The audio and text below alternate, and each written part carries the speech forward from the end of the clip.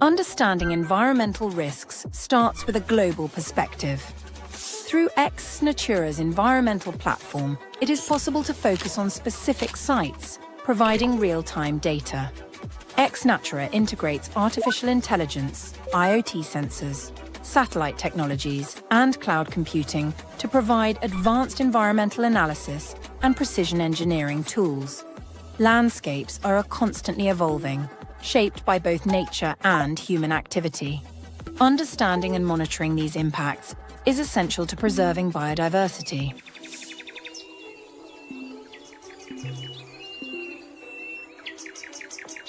Data alone is not enough. Human expertise makes the difference. The combination of IoT sensors, AI, and experts ensures that insights are accessible and usable by all stakeholders, supporting informed strategies. From assessment to regeneration, set targets, define action plans, and explore scenario analyses to align your business with environmental goals.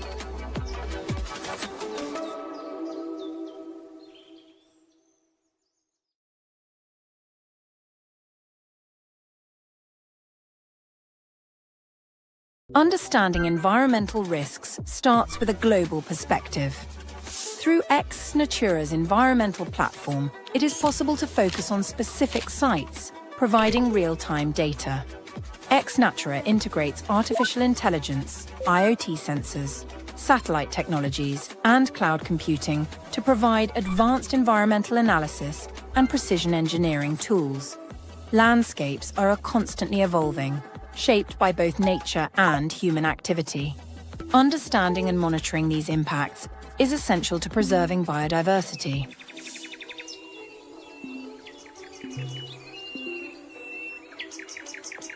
Data alone is not enough. Human expertise makes the difference.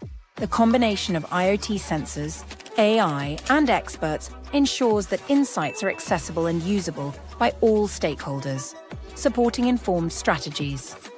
From assessment to regeneration, set targets, define action plans, and explore scenario analyses to align your business with environmental goals.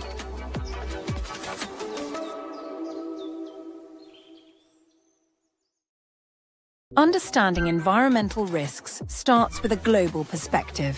Through XNatura's environmental platform, it is possible to focus on specific sites, providing real-time data. XNatura integrates artificial intelligence, IoT sensors, satellite technologies, and cloud computing to provide advanced environmental analysis and precision engineering tools. Landscapes are constantly evolving, shaped by both nature and human activity. Understanding and monitoring these impacts is essential to preserving biodiversity.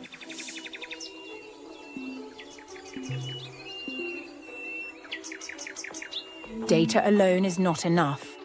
Human expertise makes the difference. The combination of IoT sensors, AI, and experts ensures that insights are accessible and usable by all stakeholders, supporting informed strategies. From assessment to regeneration, set targets, define action plans, and explore scenario analyses to align your business with environmental goals.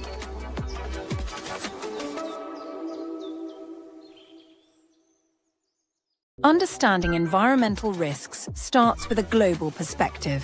Through XNatura's environmental platform, it is possible to focus on specific sites, providing real-time data.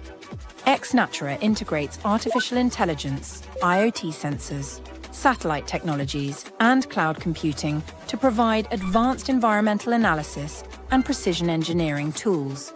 Landscapes are constantly evolving, shaped by both nature and human activity. Understanding and monitoring these impacts is essential to preserving biodiversity.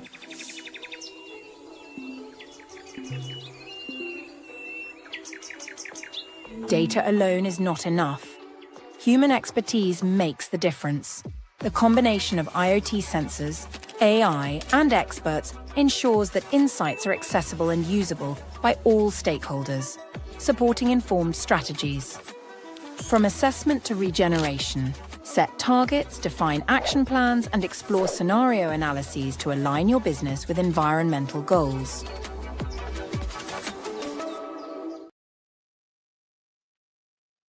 Hello, good morning, everyone. Thanks for joining our webinar.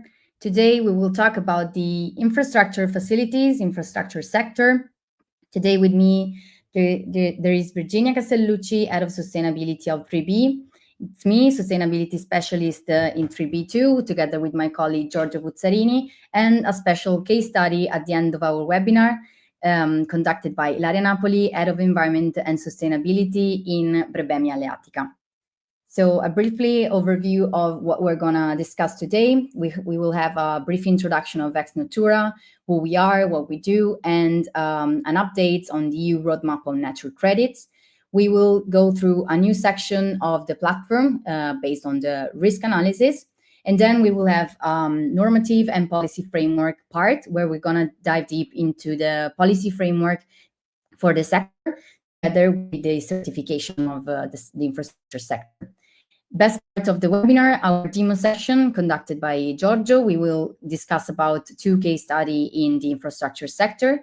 And another best part of our webinar today, the Brebemia Aleatica case study. If you have any questions, feel free to put them in the chat. We will answer at the end of our webinar. So who we are, for those who don't know us yet, we are XNatura. We are a leading naturtech environmental platform. We use technology to monitor and protect nature and biodiversity. We are 60 people, let's say, with a lot of a great team of R&D and tech experts. We have 10,000 IoT devices on field to monitor biodiversity, with 1 million hectares mapped all over the world. Those on the blank space there are our key institutional and scientific partners, together with one of the AICs, AAC, so the European Accelerator, and a brief let's say update on the EU roadmap for natural credits. So you may know what they are. The goal of natural credits is to create a system, a reliable system that generates value from investment in nature, supporting a natural positive economy where businesses recognize nature as a strategic asset. How this will work? So we're going to have a certification of projects that certificate the fact that we're giving nature a positive impact. Then we're going to have a credited phase where when the project is certified and it's demonstrated that it's giving a positive impact on nature, we will be a credit will be issued, and we will be able to let's say trade these credits or plus more than one credit, just like we do with carbon credits or trade in general. So why is that important? It is important for us because we are actually on the expert group that is establishing and gathering knowledge on natural credits in this year. And what we're going to do next is to, let's say, develop the methodology for carbon farming with biodiversity co-benefit that will be adopted in the future. The objective in the European Union, in this case, is to create a framework, a methodology that can be used in the next few years to trade these natural credits all over, let's say, Europe, but also the world. Why it isn't so important for us? Because we actually developing it together with our platform, with our natural intelligence division, which is XNatura. With this division, we're actually monitoring and protecting nature, not just for companies, but also for municipalities, natural parks. And how do we do it? We do it with remote sensing, lab analysis, sensors on the ground, on the field, and on-field survey. So a little bit of an overview of the platform benefits for the sector, the infrastructure sector. So first of all, with the XNatura platform, it enables to transform monitoring data into structured metrics in a digital format. Second, we are able to create scenario analysis for plant implementation. So you can see before and after the, let's say, the implementation of an infrastructure facility, what will be impacted in nature and what will be instead ameliorate, so betterment. Then we will have, we are able to give you a benchmark and target verification, so you can see how you are positioning in the benchmark sector, together as having an objective, a goal to follow in order to empower the project. As a fourth benefit, we are able to give you a risk and dependencies prioritization. So if you have more than one site or you want to analyze your supply chain, we are able to give you an idea of what are the sites most at risk, for example. Everything that has been developed with XNatura is also, of course, compliant with the most important normatives such as TNFD and ESRS and so on. So the most important part is, of course, that we are able to give you faster bureaucratic practices, where you can also have a report on the project that you are being following. And you can also use the report to communicate with the stakeholders, local community, and so on. So let's go now into our sector of today, so the infrastructure sector, and let's see why it is so important to analyze and monitor impacts on environment for this sector. We know that it is one of the largest contributors to greenhouse gas emissions and one of the most also powerful levers for positive change. So basically, 92% of the Sustainable Development Goals, the SDGs, can be achieved through targeted infrastructure investment. So that is why it is also crucial to, let's say, improve the strategies on the sector. But let's see which are the impacts on the environment for this sector. So first of all, on the left side of the slide, you can see that we have habitat changes, pollution from materials and chemicals, noise and light pollution. But let's see some key numbers of these impacts. Infrastructure development, so we're talking about road, railways, urban expansions, and so on, is the first cause of habitat fragmentation worldwide. So it is the first one in the front row. Approximately 60% of the world's major rivers have been altered by dams, canals, and diversion, so all infrastructure or energy infrastructure as well. In Europe, approximately 99% of the population lives under skies polluted by artificial light, which is also bad for human, but most important, it is also bad for birds, for nocturnal birds, and so on. So impacting means also that the sector is also impacted by environmental risks. We have summed up some risk, some physical risk in this case for the sector, dividing them into temperature-related, wind-related, water, and solid mass. For example, if we just take the last column, so the solid mass related, we can see that, for example, soil degradation, erosion, avalanche, landslide, and so on, are all environmental risks that the sector is facing and must take action. Regarding risk, we've developed a section in our XNatura platform regarding those risks. So you will have an overview of your sites, so how many sites we are monitoring for the company, for how many millions of assets are potentially at risk, and the number of critical sites in relation to the selected layer. So you can select also the risk and see for which risk you are most at risk. So another visualization to give you an idea, not just of about, let's say, the risk itself, so the physical risk, but also the monetary risk. We have a rating going from A to E to understand which are the sites most impacted for which kind of risk, so flooding, drought, wind, and so on. And another kind of visualization, which is very important to see the distribution of your site together with the risk. So for example, in the first row, you can see that we have a lot of sites in the D column. So the impact, the risk for those kind of sites are very high. On the right side of the mock-up, you can see that we have another kind of visualization. The bottom one is the monetary value of risk assets distributed across various risk levels. So once again, taking into account it impacting nature and being dependent on nature is also impacting the sector itself in a monetary way, not just in a physical way. Another overview where you can plot together the risk and the year, so you can see, let's say, the trend, the annual trends for your sites. And of course, all of these, we can have it also in the site-specific risk we are developing right now to have more detail on a specific risk, together with different kind of visualization. This one for the annual physical risk trends, and this one based on the IPCC scenario, where you can see the best case scenario and the worst case scenario, how will that change for your risk for your site. So let's now go into the normative and policy framework of the sector.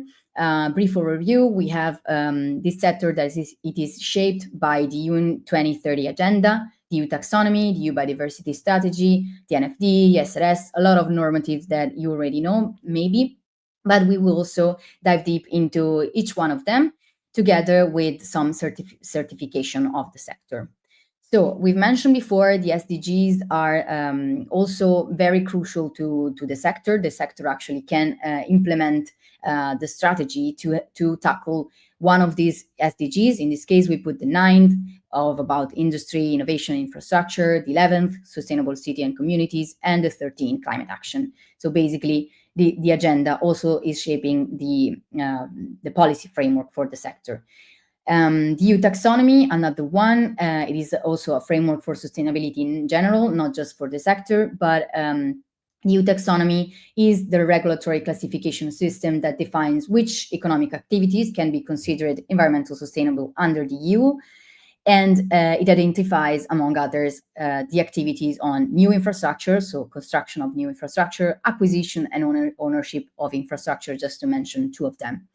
For an activity to be taxonomy aligned, it must make a substantial contribution to at least one objective of the EU, do no significant harm principle to the other principle, of course, and comply with minimum social safeguards. For example, in this case, we put the human rights standards. If we're talking about biodiversity, which is the core of our, let's say, webinar today, we have three normatives, principal normatives that shape the policy framework.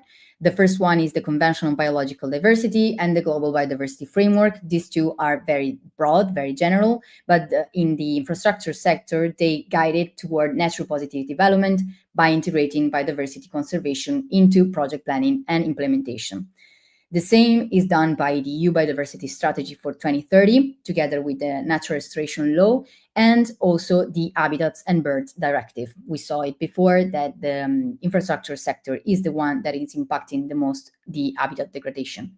So in this case, compliance with these normatives, this regulation framework, enables ecosystem restoration, reduces legal risk, both for, of course, for the company, and supports EU environmental and climate goals.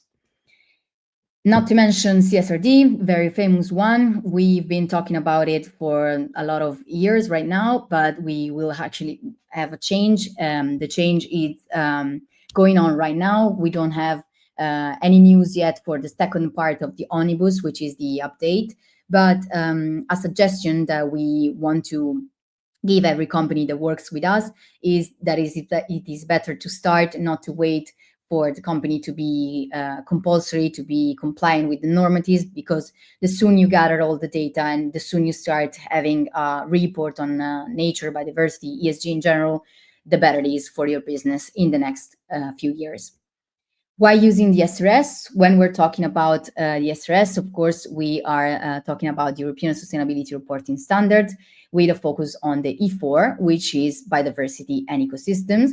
And they are very useful because in a business context, they allows you to evaluate and quantify environmental and social impacts with the specific KPIs.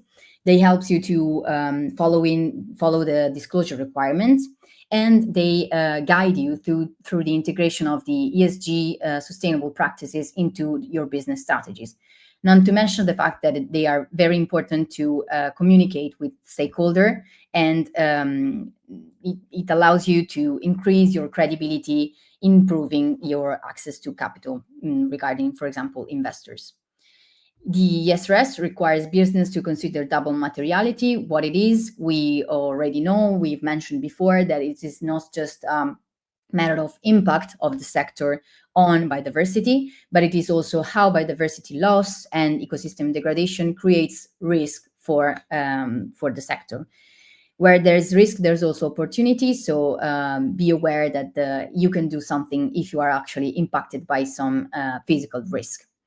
So another metric, another important framework, international framework in this case, is the TNFD, that actually helps company identify and manage their impacts on ecosystem and biodiversity, following the LEAP approach, which is locate, evaluate, assess, and prepare. This is very important because it allows you to have, let's say, a strategy throughout the journey of reporting on biodiversity, on nature, and to prepare at the end of, let's say, the initial assessment. In XNatura, we follow this approach because we think it's very useful, and it has a very structured approach to give company what they need in this case. Let's go into the environmental certification now. So we have LEED and BREEAM. These two certifications are a little bit different one from another. The first one, leadership in energy and environmental design. It is also super used in the building sector, and it promotes sustainability-oriented approach in general, let's say. It is also divided into key areas such as water saving, CO2 emissions reduction, and so on. And the BREEAM one, it is more, let's say, structured because it is divided into specific categories such as energy, water, health and well-being, waste and innovation. And it is a little bit more difficult to obtain because you will also need a certification process that involves a third party. So these two are the most important one in the sector, but it also, let's say, you could also decide one another regarding, of course, the compulsory of one of the other. But if we go inside, let's say, specifically the sector, so we have the Envision protocol, which is the first sustainability rating system for infrastructure projects alone. And it offers a comprehensive, adaptable framework that helps businesses, designers, public administration, and citizens to evaluate and improve the long-term ESG impacts of the infrastructure development. What it is so important about the Envision, it is that we have a rating. So we have the phases that you can see on the right side of the slide. So improved, which is the phase where your project is above average performance. Enhanced, where the performance, it is aligned with the Envision principles. Superior, conserving, till restorative, where we have a performance that improves the natural and social systems, restoring previously compromised balance. So the best, let's say, rating that you can ambit. So why evaluating the ESG impacts of our project? All the metrics that we've seen in the last few slides, they have, let's say, a reason to be considered so important. And what allows you to evaluate ESG impacts of a project is the fact that you can actually achieve sustainability goals and gain public recognition. So it is very important for stakeholder engagement, community, and territorial approval. And it also allows you to make informed investment decisions across the project lifecycle. At the same time, it promotes efficient, high performance, and environmentally beneficial solutions. So talking about the environmental impact assessment, the EIA, we know that it is essential for a lot of projects, especially in the infrastructure and energy sector. How can we ensure that the infrastructure and other major projects minimize their impact? With the environmental impact assessment. It is, of course, a systematic process that assesses the environmental impacts of project prior to its approval. So it's something that you have to do before the project implementation. I've mentioned before, it is crucial for various projects, such as, for example, dams and solar power plants, so energy infrastructure, but also for railways, motorways, express roads, and so on. What is the, let's say, the project developer, so the company must provide the approval authority with a report containing the following information. So description of the project, localization, design, size, potential significant effects, reasonable alternatives, and features of the project, and measures to avoid, prevent, reduce, and offset impacts on the environment. Why it is so important? It is important because actually you can have a journey of what is the project, how you can improve it, how can you tackle, for example, bad impacts on nature, and so on. And we integrated actually this necessity into our XNatura platform that can actually help you developing the EIA for your site, following, of course, the ESRS standards and the TNFD LEAP approach. So the first phase of the environmental impact assessment is the screening. We do it by geospatial and environmental data of the site that we're analyzing. And the platform is able to classify land use, determine if the project is located in high conservation value areas, for example, protected areas. Second phase is the scoping. So XNatura helps identify key environmental impact for the environmental impact assessment by providing data on local conditions. How do we do it? We do it, I mentioned it before, with remote sensing, sensors, on-field survey, lab analysis, and so on. And all these data are collected into one single platform. Then you have the phase of the report preparation, which needs to have the component characterization, the impact assessment and mitigation activities, and so on. And all these, let's say, requirements of the EIA are integrated into the report that we actually can give it to you after the assessment phase. The report is super useful to the public consultation and authority opinions. And with XNatura, you are able to have all collected into one site, and you can, of course, share it with stakeholders. And it helps you to gain, say, approval of local communities, environmental groups, authorities, and so on. If they are okay with the project, we can go to the next phase, so the decision making, where XNatura support the decision maker by providing not just, of course, the report that I mentioned before, but the risk assessment, the scenario analysis, and predictive model, which is also, of course, required by the EIA. Last part, monitoring and compliance. So we are not taking previous actions, but we also need to keep monitoring the project. And we do it with a lot of sensors that we install on the ground. I've mentioned it before, but specifically we use a Spectrum and Birdie that are IoT bioacoustic sensors that monitor pollinators and birds. Camera traps that are able to, let's say, capture images and videos of passing animals, mammals, and so on. PolyX, which is very important for the infrastructure sector since it analyzes the air quality, PM 1.0, 2.5, and so on. And HiveTech, last but not least, are our first IoT system that allows you to understand the well-being of the beehive. So we have already some clients on the infrastructure sector, not just on the infrastructure, but on other sectors as well, who have chosen our approach. And today we're gonna discuss specifically what the platforms helps you to do in the infrastructure sector with two case studies, one on an airport and one on a highway. So I leave the stage to my colleague Giorgio, which will guide you through the demo session. Thank you, Lucrezia. Good morning, everyone. I'm Giorgio Puzzaghini, Sustainability Specialist at XNatura, and today I'll be leading you through a demonstration of the XNatura platform. Obviously, I'll be showcasing two real examples from the infrastructure sector, an airport and an highway, in order to be as complete as possible. Now I'll share my screen. Okay, I have to remove, perfect, share my screen, and turn off.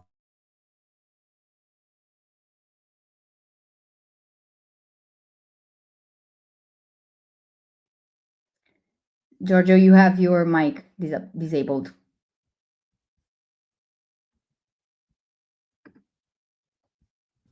Okay, sorry, can you hear me? Yeah. Okay, perfect. Okay, so we are ready on the platform.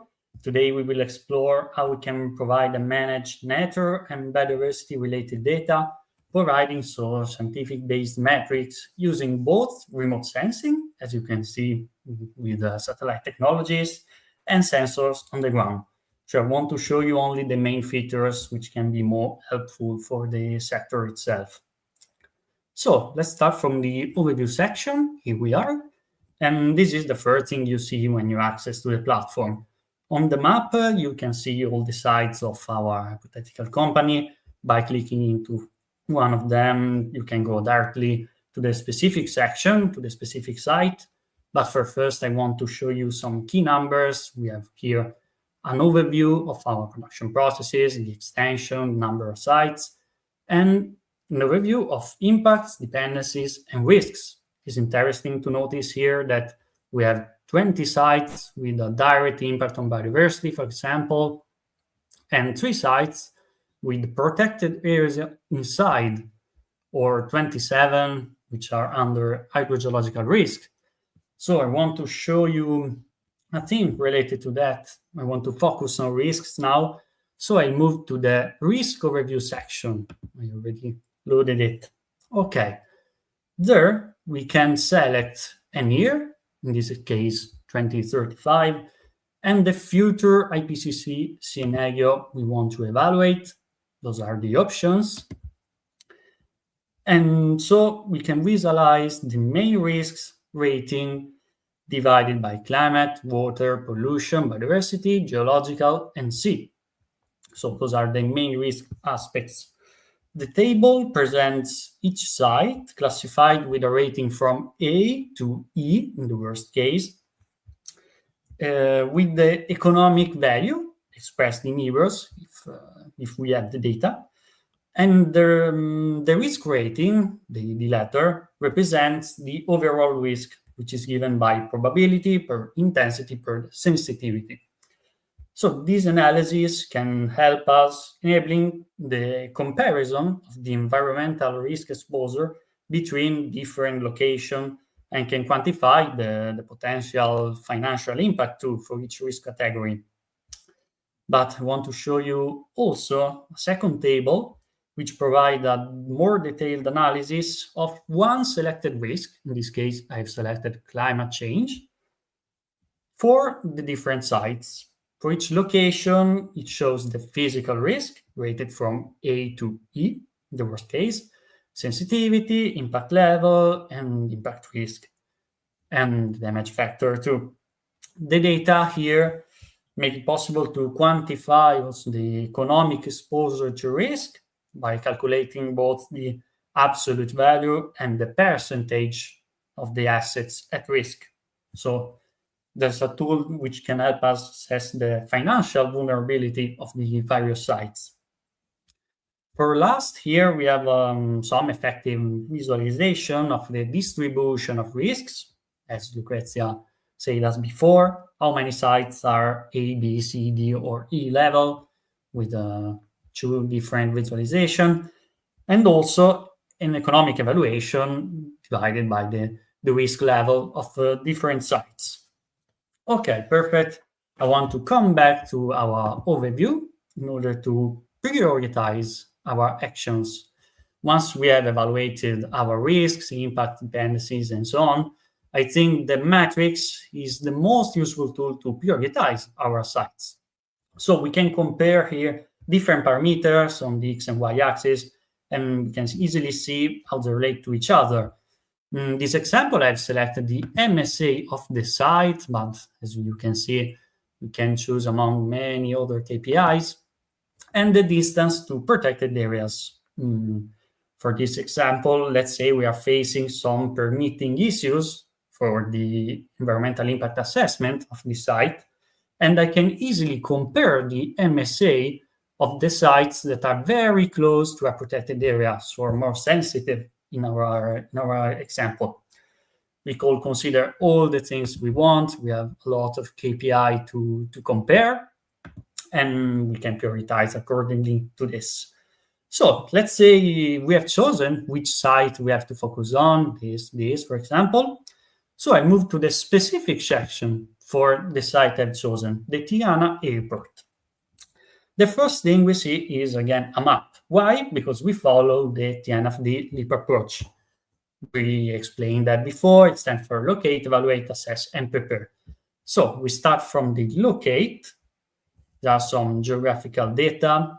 We are in Albania, and we can find a brief description of the geographical area, the land use, production process, and also site activity and regulatory context. Everything can be edited by the nature strategist, which can help you, but also by you, if it is your site.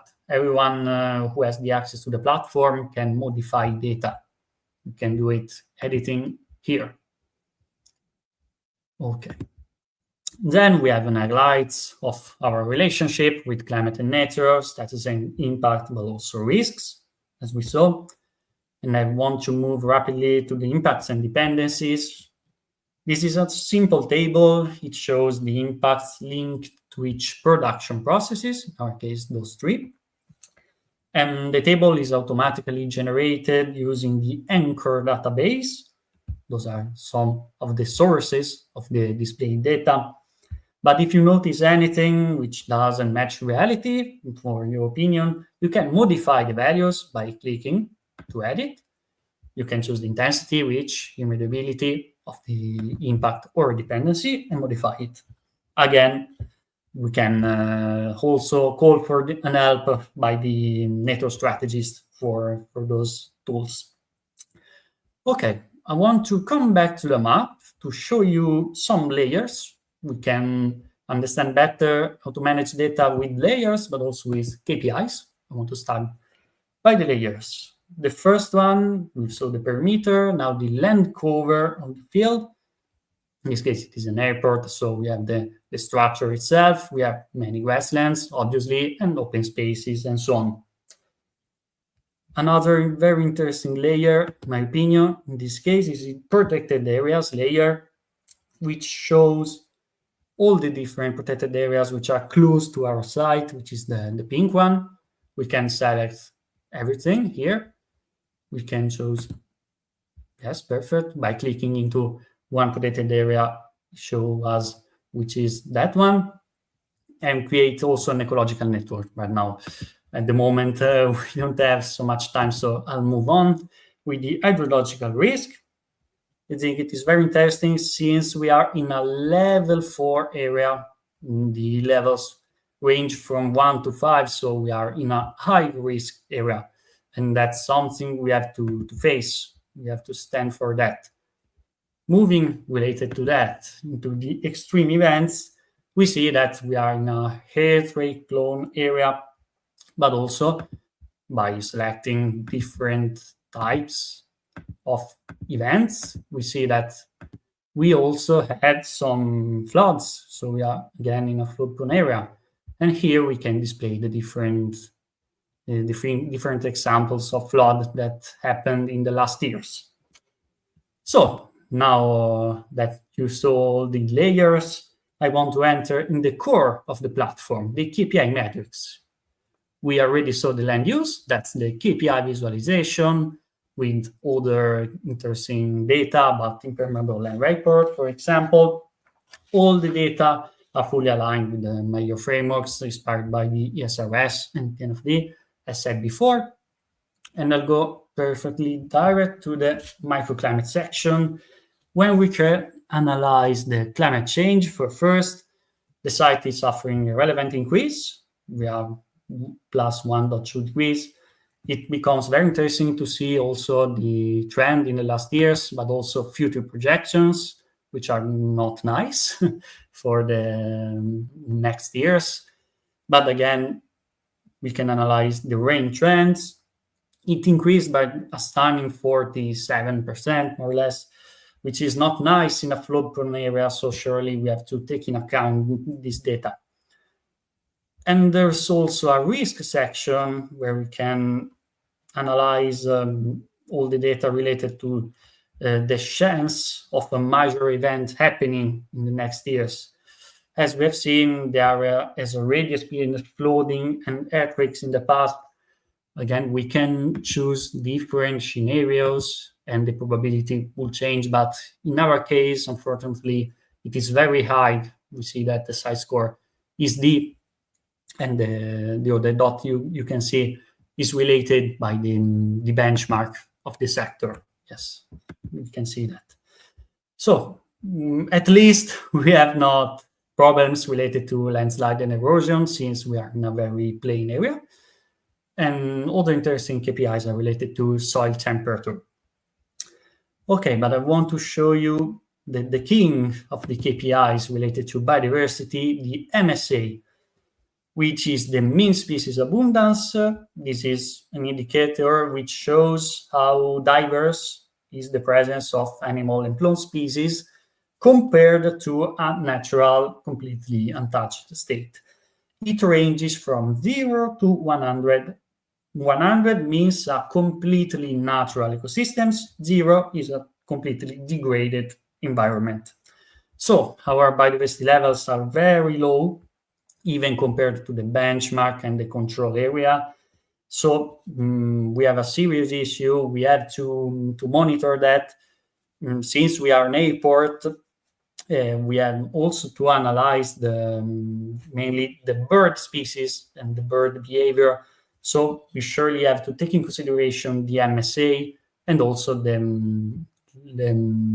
meter fees protected areas. So this KPI can show us the extension and distance of a protected areas from the site. Obviously, proximity can positively influence local biodiversity, but implies greater attention, as I said, for example, for the bird presence and behavior, which can alter the lines for the many lines of airports. And in fact, we noticed the presence, again, of 3 at-risk species in the area, which can be very interesting for us. How can we monitor directly, so the animal species on the ground, including bird? The XNatura sensors can help us. I move to the specific section. This is related to the highway site. We are in the survey and census part. I already uploaded the media. We can make it just by loading a simple CSV. And we can find all the ground truth data, which are already loaded. And here are some examples. We have many plant observation, which can derive from Biodiversity, our app, or iNaturalist, and many other type of databases. But I want to show you the observation taken from camera traps, XNatura camera traps. This, for example, is a beautiful wild boar. Again, I want to show you the heron. In my opinion, it's very, very nice. Again, we captured a wolf too. Hope you can hear some sounds too. I know it's not easy. And here again, the wolf. I think it's beautiful to see those animals at night. Okay, moreover, other than the videos, we have shown before that we have many different sensors, among which the birdie, the bioacoustic sensors for recognizing bird species. So we again have a comprehensive tool for biodiversity monitoring, data management, both all types of data, both videos loaded by a CSV, or again, only audio data. So one last thing, this concept, the bioacoustic sensor, can be applied also for the invertebrates, for pollinators in particular.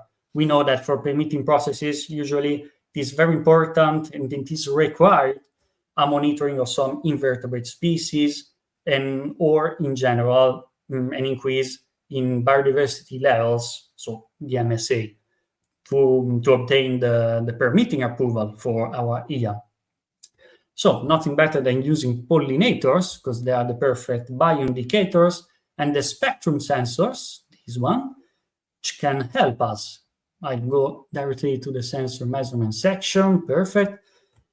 We've got all the sensor marked, and this one can help us. It works by picking up the buzzing sounds of the insects by classifying them into clusters. It doesn't work to the species level.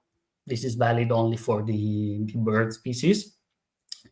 And this is super useful for understanding the overall biodiversity levels in our site, especially since we are not aiming for a full species inventory here. It's not so important. Okay, so last thing is the graph about the spectrum, is the number of pollinators shown weekly. in this case. And the data are obviously related to temperature data and precipitation too, in order to understand how biodiversity behaves in our site. Okay, so for today, I think that's all. I know I've been very rapid, but the platform has many, many tools to show you. So stay tuned to discover more, and thanks so much for your attention. I hope I resumed you the most interesting part of the platform, and now I hand back over to Lucrezia. Thank you. Thank you, Giorgio, for this demo session. Now we're going to go dive deep into the use case, the A35 Brebemia aleatica, together with Ilaria Napoli, that I'll add to the stage together with me here. Hi, Ilaria. Thanks for joining us.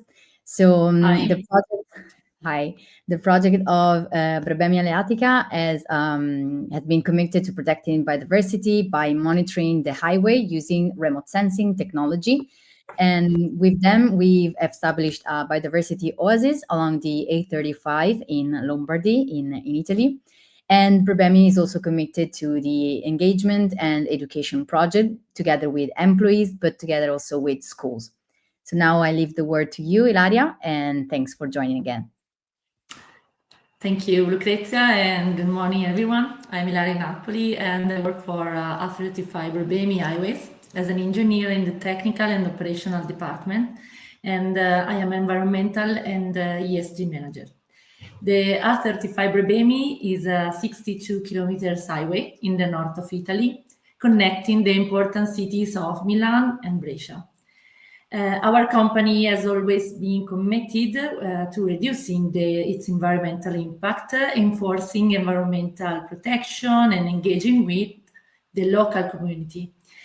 In fact, since the construction phase, we have implemented many mandatory, of course, but also voluntary measures to mitigate our impact and create synergy with local stakeholders.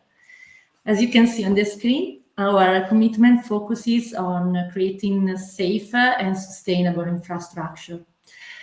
So, in this workshop, we want to share with you our project made with 3B, our scientific partner. It's a project which is strongly connected with the importance of biodiversity, and especially we want to show you what can we do to restore it, to restore biodiversity, especially along the highway, along the linear infrastructure. So let's start talking about what a biodiversity is. Next slide, please. And why it matters to us. Perfect, thank you. On the screen, we can see the United Nations definition of biodiversity. We can summarize that biodiversity is all different kinds of life living on each ecosystem, including plants, animals, of course, microorganisms like bacteria, fungi, etc. This definition includes every kind of diversity, as we can see in this image. Next slide, please. The question is, why we are talking about biodiversity? Biodiversity is important not only for nature and for environment, but it also ensures humankind. In fact, we know that we all depend on biodiversity and nature for our food, air, water, and also we depend on nature for energy and raw materials. So it is necessary for our economy. Another key point shown in this slide is that biodiversity is strongly connected with climate change. In fact, nature and biodiversity, it helps to ecosystem restoration, for example, and to avoid desertification phenomenon. By losing biodiversity, we will lose this function, this important function for all of us. So, considering this problem, Brebemi started to thinking about a solution based on our motorway context. In fact, along the linear infrastructure and also along Brebemi too, we can find many unused area that can be seen as a potential area for biodiversity restoration.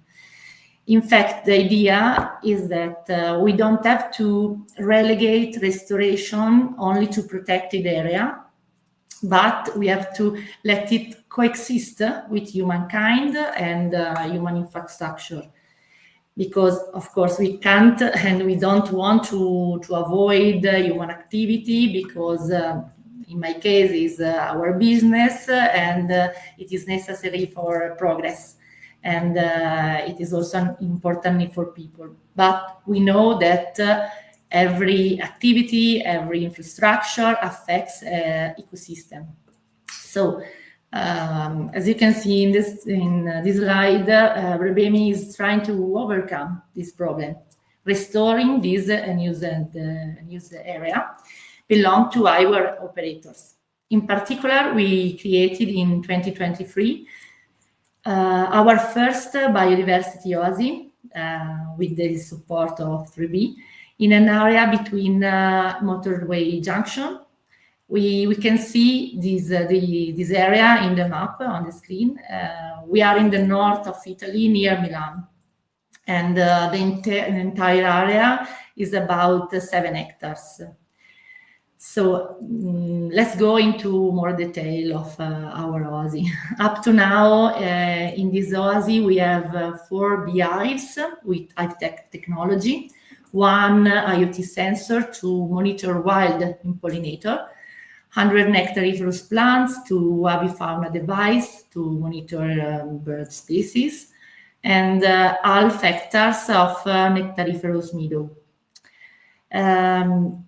As you can see, it's not just planting tree or installing beehive. In this project, we must also monitor the impact using a scientific approach. Monitoring doesn't just evaluate the well-being of a specific beehive or a tree, but also indirectly assess the quality of the surrounding environment. So we can achieve this with technology made with 3B and with the support of this scientific partner. We have a set of parameters and data that provide us biodiversity index of this area. And for example, we use satellite maps connected with artificial intelligence, and we also use acoustic sensor equipped with computational model, etc., and other IoT system to monitor the vital parameters of our bee community and of the entire area. This result is the scope of our project. In fact, based on these results of this monitoring, we will identify the most suitable measures to increase biodiversity indexes and plan activities to follow. So this is okay. The last slide. Let me finish describing our aim. It's not to create a one-off oasis. We want to identify a strategy and define a pilot project that can be replicated along our infrastructure and using a quantitative approach, scientific approach, which considers the specific of each area and country. So thank you for the attention, and thanks to 3B for this opportunity to share our project. Thanks to you, Ilaria. I think this is a wonderful example, and it's important to see the case studies. So thank you again. Okay, so here we are. So as you know, each webinar is always developed with a white paper. So you can find the white paper starting from yesterday, actually, in our website. You feel free to download it. Of course, the webinar, it's a sum up of what we write in the white paper. So the white paper is really detailed. So you can find all the information there. Just to give you some information about our next events, this is physical events. So you can find my colleague Simone in Zurich tomorrow. Also, he's gonna talk with our client Cubico, in particular with Davide Romano. So this is another example of an important case study. So if you're there, feel free to go and meet Simone. Tomorrow I'm gonna be in Rome. I'm actually already in Rome, but I'm gonna join the restoration economy. So if you're in Rome, it's a free event. You can register, and of course we are gonna talk about natural credits and our, the new uni standard that we contributed to write. That is gonna be published on the 23rd of September. Our colleague Martina tomorrow, she's going to be in Madrid. So as you can see, we're going to be all over Europe for an event really focused on energy, on the energy sector. And you can find our colleague Daniele in Ferrara on Friday at the RemTech Expo. He's going to have a speech, of course, and he's going to talk about some case study on the agri-food sector. And finally, my colleague Lucrezia, you saw her before. She's going to be in Venice on Friday at the Strategy Innovation Forum. Again, me, in the 6th of October, 6th and 7th of October, I'm going to be in Amsterdam for the Sustainability Week with my colleague Eduardo. So you can find us if you're going to be in Amsterdam. Please reach out. Last, we're going to be in Birmingham the 15th and 16th of October. This is an event really strictly related to the infrastructure sector. In fact, it's a highway UK. So if you work in this field and you are in UK, of course, you're going to find us in the Sustainability Theatre. So this is a huge event, everything related to highway, and we are going to be, in the theater related to sustainability. Okay, just before the Q&A session, we are conducting a market analysis on nature credit for the National Biodiversity Future Center. So if you want to give your contribution, your insight of the market, you can scan, the QR code and give us your opinion. I think it's really important to do so you can contribute to shape the market, because the market, we are shaping the market right now. So it's really important to contribute and to give your opinion. We have received a lot of questions, so we are trying to answer most of them. Of course, feel free to add questions if you have more. Don't worry. Write them on the chat, and then if we will not able to answer to all the questions, we are gonna answer you by email, sending our answer, so you can actually have it. So, but we're gonna answer some of the question, at least the first 5-6 questions. So the first one is from Thomas, and he's asking us, are the protected areas identified for South America? So, okay, I'm gonna make my colleagues join. So Giorgio, do you want to answer this question? Yeah, sure. We have absolutely no limits for the protected areas. So we use global databases. So based on where your site is located, the platform will display all the closest protected areas. So there are absolutely no problems for the locations. There are no limits about that. Very good. So no limits. Then we have another question that states, who uses this data? Again, I try to reply. Data on the platform will not be stored, but available only there on the platform for the clients and for obviously the XNatura users, so us and the NATO strategists which will work on the project. We do not externalize those data with anyone unless you need maybe some special permissions, but in general, we do not allow to visualize those data. Thank you. So our next question, it's actually 5 questions. So I'm going to try answer all of them very briefly. So Diana asking us, what kind of specific methodology are you using to assess the level of climate risk? So about that, we integrate multiple climate risk indicators, including temperatures variation, precipitation patterns, extreme weather frequency, and of course, we also use the IPCC scenarios. The second question was about, does XNatura take into account the local national regulations or only EU level regulation when helping with the EIA process, so the environmental impact assessment process?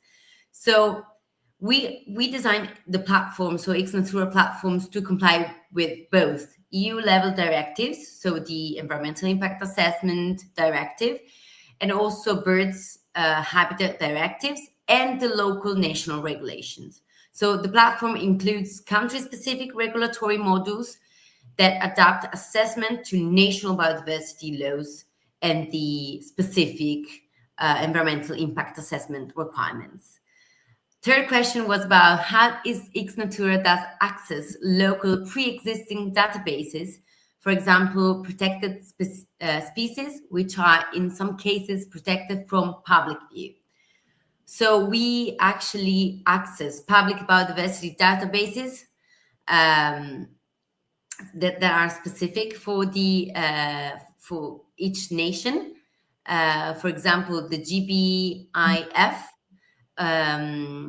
Fourth question was about, is the final report by XNatura only available in English? Actually, not. So the reports are available in multiple languages, including, of course, English, Italian, German, French, and Spanish. So quite a lot of languages. Final question was, how is the report by XNatura comply with the local regulation for environmental impact assessment? I think this is quite similar to the one before. So our reports are structured to meet specific national environmental impact assessment, as I said before, formats and requirements. So we include all mandatory sections, use recognized methodologies, and provide data in formats required by local environmental authorities. So each report actually undergoes compliance verification before delivery. Okay, this was quite a long question. Next one is from Carlos. He's asking us, do these ratings have support in the scientific literature? If so, is this literature quoted in the platform? Yes, this is a quick answer. Do you wanna answer, Joe? Yes. All the sources I used to create and display the KPIs are on the platform. And next to each indicator, as I showed before for the anchor database, I showed you the source which is at the top and at the right. Anyway, all the KPIs have a different source, and you can see it in the platform. Very good. So next question. Bensu is asking how do you introduce the data into the platform to make these analyses? So we usually receive some data from the client. So a document with multiple sites or a shapefile of each specific file, specific site actually, and we will start setting up the platform. So the data we are asking are not a lot of data, just few data, and usually the client send us those.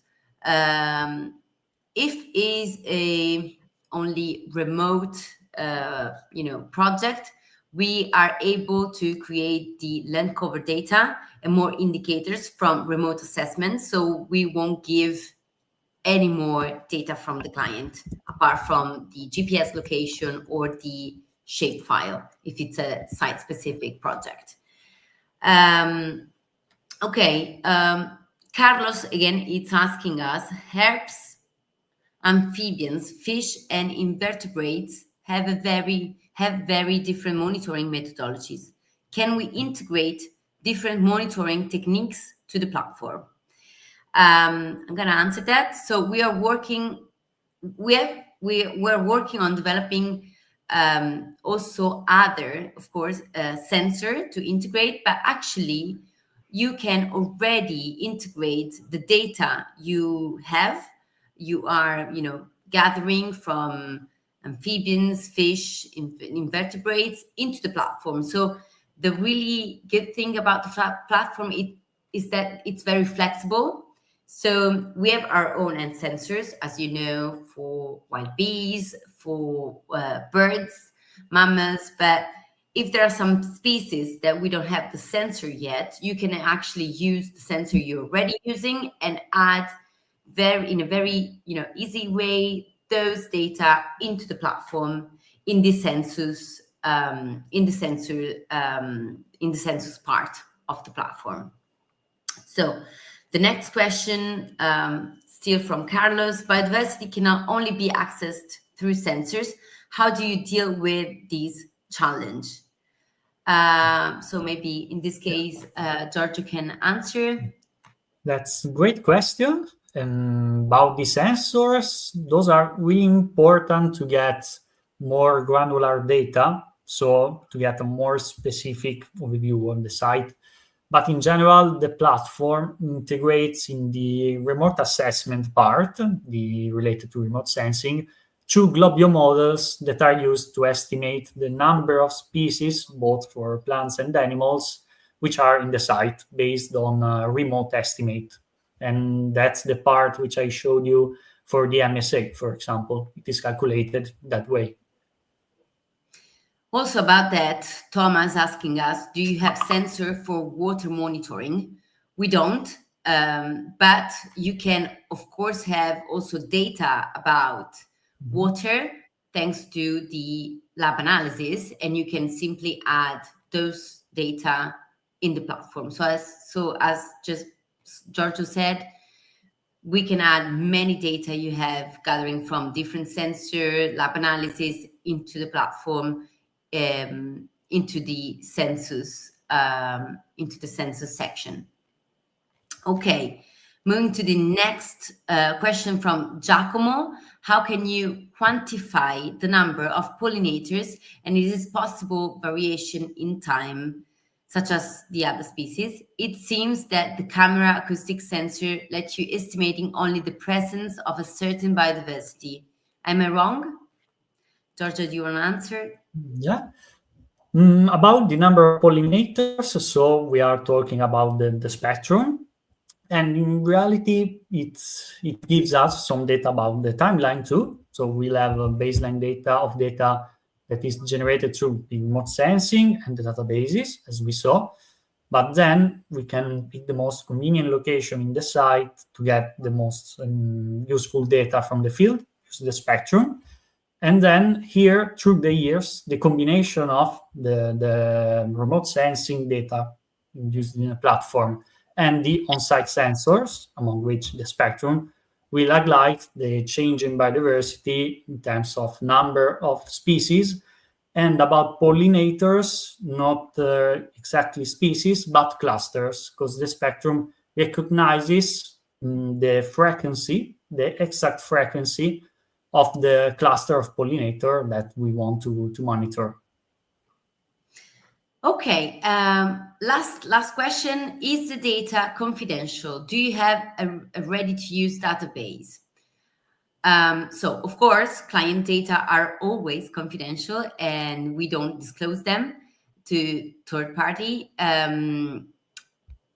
About the ready-to-use database, it depends what you mean. So if you mean that we have already the satellite images, yes, we do have, the data to develop a project for the client. And we have, of course, a list of open source databases that are the one that Giorgio before showed you, that can be customized and select to use depending on the geography we need to cover. So to have a project developed, we don't need much time. We need maybe 2 weeks, and the platform is ready to use. This was the last question. So thank you to all of you to join. We really appreciate you being here, 10 minutes after the end of the webinar. If you want to be updated with our webinar events and also feature about the platform we release, please join the Telegram channel. You have the QR code here. And we usually post 1-3 times a week, so you can have all the information and you can be updated. So thank you again to Ilaria and Brebemi Aleatica for joining us and explaining the case study. And see you next for our next webinar that will be in October, and we're gonna have a deep conversation about sensors. So since you had many questions about sensor, of course, I suggest you to join the next webinar that is going to be sensor focus, and also we're going to talk about nature credit. So a big update on nature credit and the UNI ISO standard that is going to be published on the 23rd. Thank you so much. See you next time. Understanding environmental risks starts with a global perspective. Through XNatura's environmental platform, it is possible to focus on specific sites, providing real-time data. XNatura integrates artificial intelligence, IoT sensors, satellite technologies, and cloud computing to provide advanced environmental analysis and precision engineering tools. Landscapes are constantly evolving, shaped by both nature and human activity. Understanding and monitoring these impacts is essential to preserving biodiversity.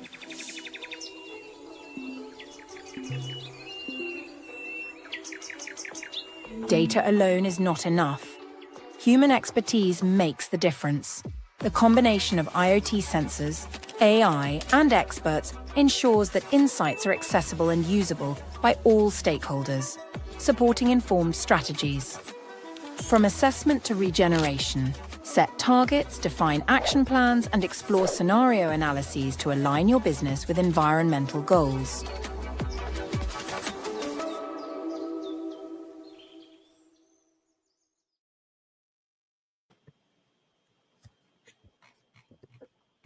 Okay.